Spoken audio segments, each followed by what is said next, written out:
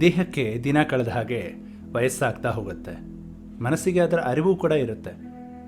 ಆದರೆ ನಾವು ಒಂದು ಭ್ರಮೆಯಲ್ಲಿ ಬದುಕ್ತಾ ಇರ್ತೀವಿ, ನಮಗಿನ್ನ ವಯಸ್ಸಾಗಿಲ್ಲ.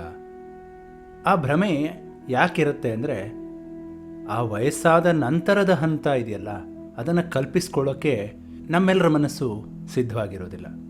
ಹಾಗಾಗಿ ಇನ್ನು ಚಿಕ್ಕ ವಯಸ್ಸಿನವರ ಥರನೇ ನಾವು ಬದುಕ್ತಾ ಇರ್ತೀವಿ.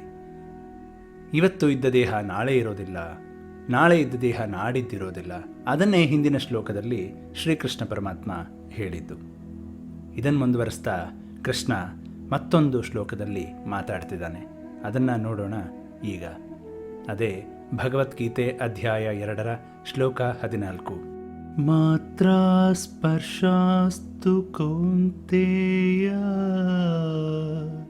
ಶೀತೋಷ್ಣ ಸುಖ ದುಃಖದ ಆಗಮಾಪಾಯಿನೋ ನಿತ್ಯ ತಾನ್ ತಿಥಿ ಶ್ವಸ್ವಭಾರತ. ನಾವು ಬಾಲ್ಯದ ದೇಹವನ್ನು ಕಳ್ಕೊಂಡು ಯೌವನದ ದೇಹವನ್ನು ಪಡಿತೀವಿ, ಯೌವನದ ದೇಹವನ್ನು ಕಳ್ಕೊಂಡು ಮುಪ್ಪಿನ ದೇಹವನ್ನು ಪಡಿತೀವಿ. ಈ ಕಾರಣಕ್ಕೆ ಯಾರೂ ದುಃಖಿಸೋದಿಲ್ಲ. ಆದರೆ ಸಾವಿನಲ್ಲಿ ಕಾಣುವ ಇನ್ನೊಂದು ದೇಹ ಇಲ್ಲವಾಗತ್ತೆ, ಆಗ ದುಃಖ. ಯಾವ ದೇಹದ ಮೂಲಕ ಬಾಂಧವ್ಯದ ನಂಟನ್ನು ಬೆಳೆಸ್ಕೊಂಡಿರ್ತೀವೋ ಅದು ಇಲ್ಲವಾಗುತ್ತಲ್ಲ ಅನ್ನುವಂಥ ದುಃಖ ಸಾಮಾನ್ಯವಾಗಿ ನಮ್ಮೆಲ್ಲರನ್ನ ಕಾಡುತ್ತೆ. ಜೀವನದಲ್ಲಿ ನಾವು ಅನುಭವಿಸೋ ಸುಖ ದುಃಖದ ಮೂಲ ಮಾತ್ರ ಸ್ಪರ್ಶ. ಇದು ಎಲ್ಲದರ ಮೂಲ. ನಾವು ಯಾವುದನ್ನು ನಮ್ಮ ಇಂದ್ರಿಯಗಳ ಮೂಲಕ ಗ್ರಹಿಸ್ತೀವೋ ಅದು ಮಾತ್ರೆ.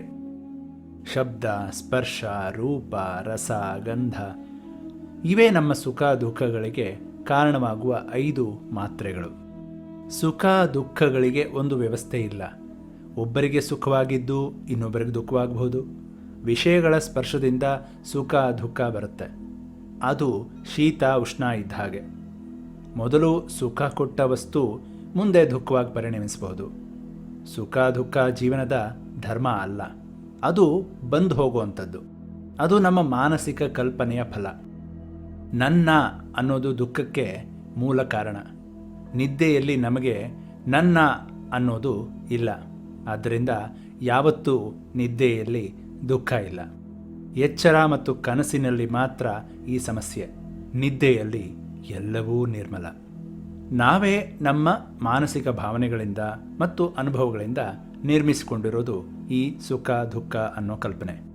ಇದರಿಂದ ಪಾರಾಗುವ ಉಪಾಯವನ್ನು ಕೂಡ ನಾವೇ ಕಲ್ತ್ಕೋಬೇಕು.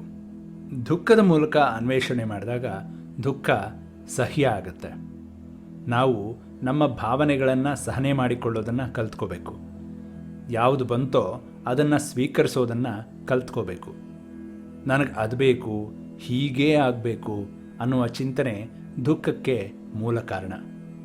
ಬಂದಿದ್ದನ್ನು ಬಂದಂತೆ ಎದುರಿಸ್ತೀನಿ ಅನ್ನುವ ಆತ್ಮಸ್ಥೈರ್ಯ ಇದ್ದರೆ ದುಃಖ ಇರೋದಿಲ್ಲ ಅನ್ನೋದು ಶ್ರೀಕೃಷ್ಣನ ಮಾತು ಈ ಶ್ಲೋಕದಲ್ಲಿ.